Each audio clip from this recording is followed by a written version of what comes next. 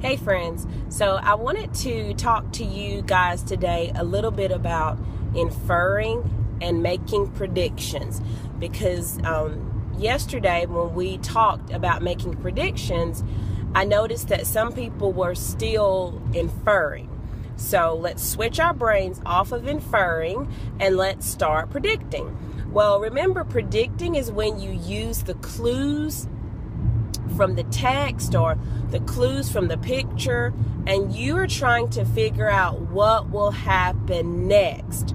You're not figuring out what's already going on. That's when you infer, is when you try to figure out something that's happening that the author isn't telling you. That's inferring. Both situations you do use clues, but if I'm trying to see into the future, I'm predicting. If I'm trying to figure out something that's happening right now, I'm inferring. Well, little James, as you guys see, he is sound asleep. We are headed right now to speech therapy, which he goes to every Tuesday. And so let me give you some clues, and we will infer as to why little James is asleep. So little James normally goes to bed at 9 o'clock, which is kind of a late bedtime for a kindergartner. But that's about when he winds down and gets all of his energy out, is at about 9 o'clock. Well, for the past 2 nights, little James has been going to bed at 10 o'clock. So using those clues and using what you already know, you know that when people get in bed past their bedtime, they are tired the next day. You also know that for a kid to go to sleep in a car and for a kid to be asleep, that sound asleep, look at how his head is like all crooked over to the side. You know that if he can sleep through all the bumps of me driving and look how uncomfortable he looks as he's sleeping, you can tell that he is really tired. That's what I'm inferring.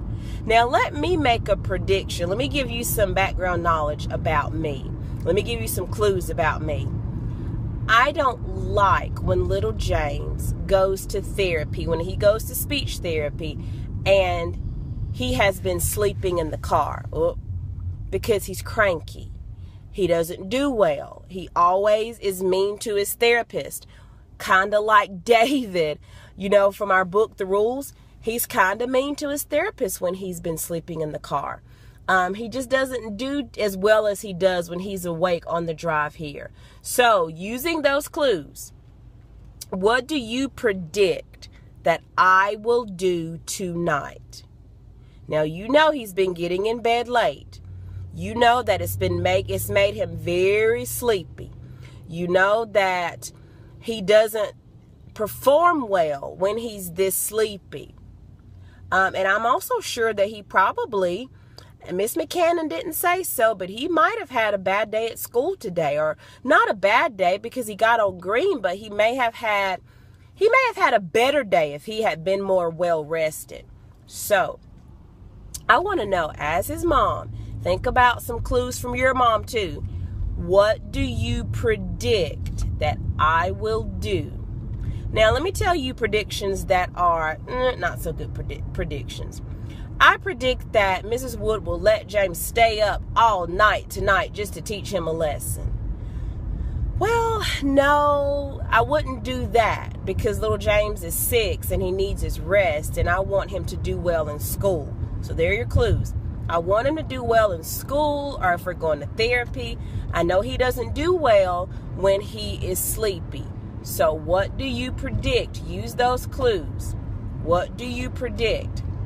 And I want you to type it into the Google Classroom platform where you guys can share. I want you to share your prediction with me. What do you predict that I, as James's mommy, will do tonight?